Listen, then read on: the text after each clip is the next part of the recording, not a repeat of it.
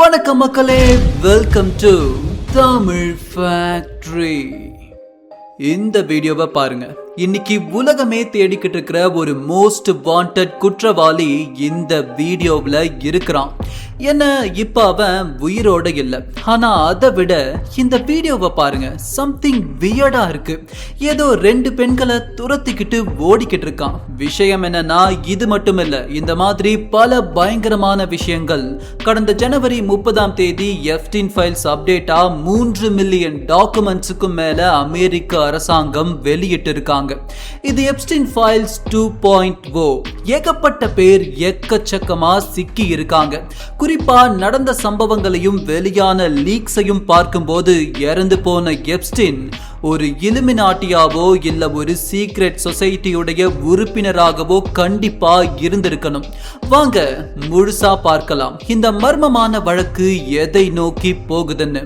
இது Tamil ஃபேக்டரியின் mysterious histories, உங்கள் வழியில்.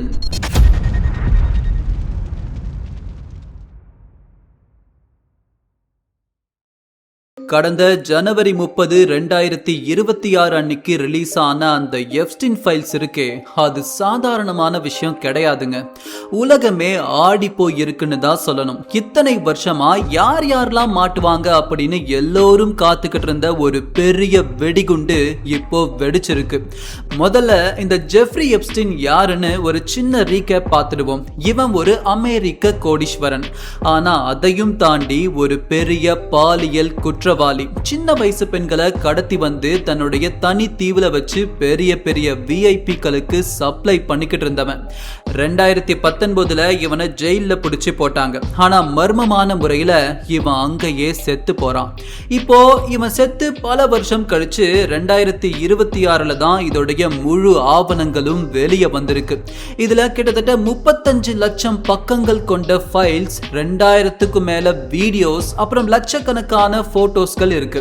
இதுல இருக்கிற இன்னொரு முக்கியமான விஷயம் நாம கவனிக்க வேண்டியது என்னன்னா, இந்த ஃபைல்ஸை ரிலீஸ் பண்ணும்போது ஒரு பெரிய தப்பு நடந்திருக்கு.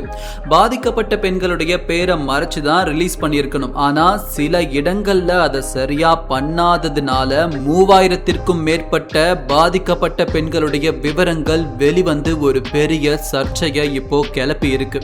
இந்த 2026 ரிலீஸ்ல அப்படி என்னதான் புதுசா வந்திருக்குன்னு பார்த்தா தலை சுத்துற அளவுக்கு பெயர்கள் அடிபடுது.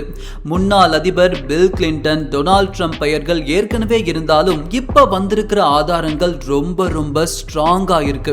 குறிப்பா பில் கிளின்டன் எப்ஸ்டீன் தீவுக்கு போயிருக்காருங்கிறது மட்டும் இல்லாம அங்க இருந்த சில பெண்களோட அவர் நெருக்கமா இருந்த போட்டோஸ் இதுல வெளியாகி இருக்கு. அது மட்டும் இல்லாம இப்போதைய வர்த்தக செயலாளர் ஹாவர்ட் லட்னிக் கூட எப்ஸ்டீன் தீவுக்கு ஃபேமிலியோட லஞ்ச் சாப்பிட பிளான் பண்ண மெயில், இமெயில்ஸ்ல வெளிவந்திருக்கு. இது எல்லாத்தையும் விட பெரிய ஷாக் என்னன்னா, எலான் மஸ்க் கூட இதுல சிக்கி இருக்காரு.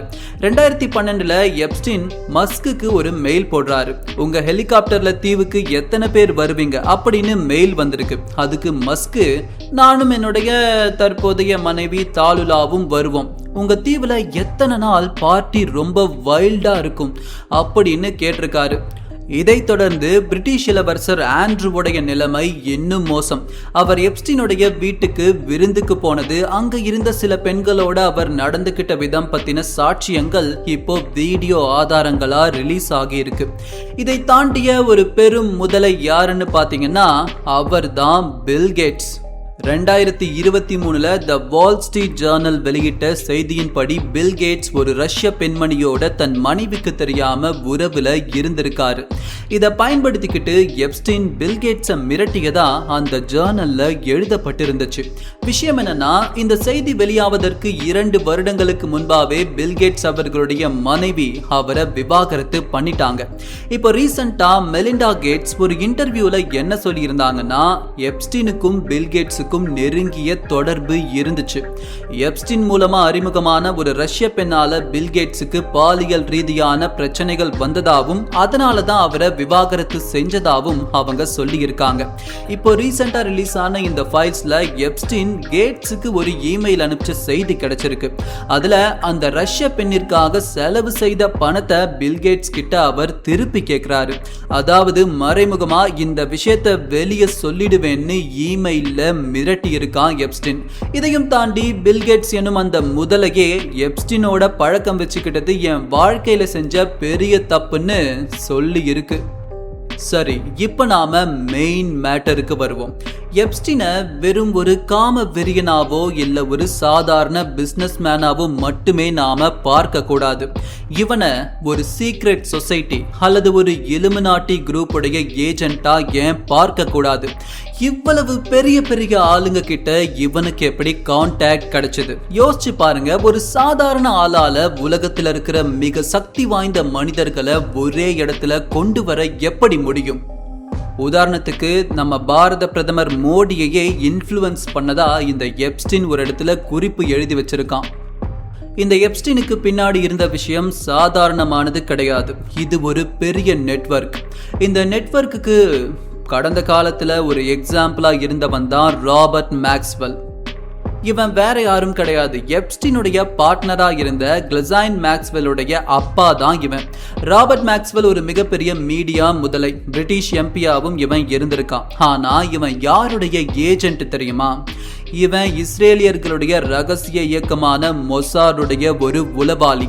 இவன் ஒரு சாஃப்ட்வேர், ப்ரொமிஸ் அப்படிங்கிற ஒரு சாஃப்ட்வேரை உருவாக்கி உலக நாடுகளுக்கு வித்து அது மூலமா ஒரு ரகசிய வைரஸை செலுத்தி எல்லா நாடுகளுடைய டேட்டாவையும் திருடி மொசாடுக்கு வித்தவன். இவனுடைய லைஃப் ஸ்டைலை பார்த்தா எப்ஸ்டின் மாதிரியே ஒரு பெரிய சொகுசு கப்பலை இவனும் வச்சிருந்தான். இவனும் மர்மமான முறையில அந்த கப்பல்ல இறந்து கடல்ல கடந்திருக்கான். ராபர்ட் மேக்ஸ்வெல் எப்படி உலக நாடுகளுடைய தலைவர்களை பிடிச்சு ஒரு லாபி பண்ணானோ அதே வேலையை தான் எப்ஸ்டின் அடுத்த தலைமுறையில பண்ணியிருக்கான். இவங்க ரெண்டு பேருமே ஒரு உயர்மட்ட சீக்ரெட் சொசைட்டி குரூப்ஸ்க்கு ஹனி ட்ராப் வேலை செஞ்சவங்க தான். அதாவது பெரிய ஆளுங்களை தப்பு பண்ண வச்சு அதை ரெக்கார்ட் பண்ண வச்சு அவங்கள பிளாக்மெயில் பண்ணி அந்த சீக்ரெட் சொசைட்டி சொல்றத கேட்க வச்சு உலகத்தையே ஆட்டி வைப்பது தான் இவங்களுடைய ஒரே வேலை. அப்படிப்பட்ட ஆதாரங்களை தான் இன்னைக்கு நாம தொடர்ந்து பார்த்துக்கிட்டு இருக்கோம்.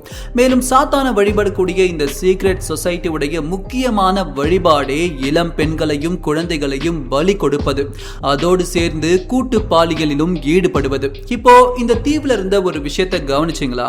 அங்க ஒரு சின்ன கோவில் மாதிரி ஒரு பில்டிங் இருக்கு. அதுக்கு மேல நீல கலர் கோடுகள் போடப்பட்டு இருக்கு. அதுக்கு கீழே ஒரு சுரங்கப்பாதை இருக்குன்னு நிறைய பேர் சொல்றாங்க. இது வெறும் பில்டிங் கிடையாது. சீக்ரெட் சொசைட்டிகள்ல இந்த மாதிரி ரிச்சுவல்ஸ், அதாவது சடங்குகள் செய்யறதுக்காகவே ரொம்பவே பாதுகாக்கப்பட்ட ரகசிய இடங்கள் இது. அங்கிருந்த சில சிலைகள், குறியீடுகள் எல்லாத்தையும் பார்த்தா அது ஏதோ ஒரு சாட்டானிக் வர்ஷிப் அல்லது பிசாசு வழிபாடு பண்ற இடமா இருக்குமோன்னு தோணுது. குறிப்பா அந்த தீவுல ஒரு பெரிய ஆந்தை சிலை இருந்ததா கூட சில லீக்ஸ் வந்திருக்கு. இதே மாதிரி ஒரு ஆந்தை சிலையை தான் பொஹீமியன் குரூவ் அப்படிங்கிற உலகத்துல இருக்கிற மிகப்பெரிய விஐபிக்கள் கூடுற ரகசிய இடத்திலையும் பயன்படுத்துறாங்க.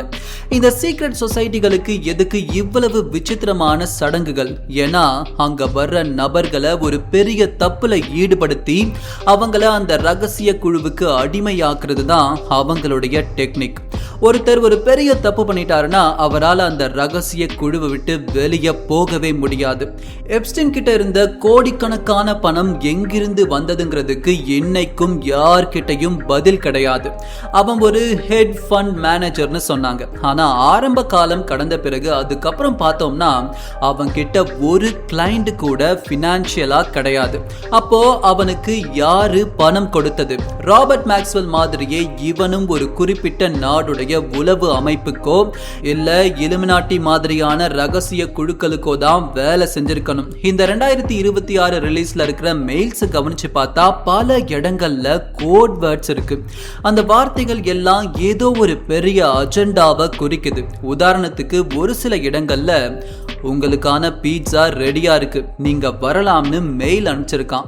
இங்க சீக்ரெட்டா பீட்சான்னு சொல்லப்படுற இந்த தகவல் பரிமாற்றத்துல ஏதோ பயங்கரம் இருக்கு. நிறைய பேர் சொல்றது இந்த பீட்சா அப்படிங்கிறது இளம் குழந்தைகளா இருக்கலாம்னு. அவங்கள பரிமாறிப்பதை தான் இவங்க ரகசியமா இப்படி சொல்லிக்கிறாங்கன்னு அவங்க சொல்றாங்க. இந்த மாதிரி டீகோட் பண்ணப்படாத நிறைய ரகசிய குறியீடுகள் அந்த மின்னஞ்சல்கள்ல இருக்கு. இந்த உலகத்தை யார் ஆளணும், எந்த நாட்டுல குழப்பம் வரணும், யார அதிபராக்கணும் அப்படிங்கிற எல்லா முடிவுகளும் எப்ஸ்டின் தீவுல வச்சுதான் எடுக்கப்பட்டிருக்குங்கிறது இப்போ ஓரளவுக்கு எல்லோரும் உணரும் விஷயமா இருக்கு. முடிவா சொல்லணும்னா 100% இல்ல 200% உறுதியா சொல்லலாம், ஜெஃப்ரி எப்ஸ்டின் ஒரு தனி மனுஷன் கிடையாது. அவன் பின்னாடி ஒரு மிகப்பெரிய ப்ராக்ஸி செயல்பட்டு இருக்கு. ஒரு ரகசிய சொசைட்டியுடைய முகமா தான் அவன் இருந்திருக்கான். ராபர்ட் மேக்ஸ்வெல் எப்படி ஒரு காலத்துல உலகத்தை ஆட்டுவிச்சானோ, அவனுடைய வாரிசா இந்த எப்ஸ்டின் அதே வேலைய வேற ஒரு பரிமாணத்துல செஞ்சிருக்கான்.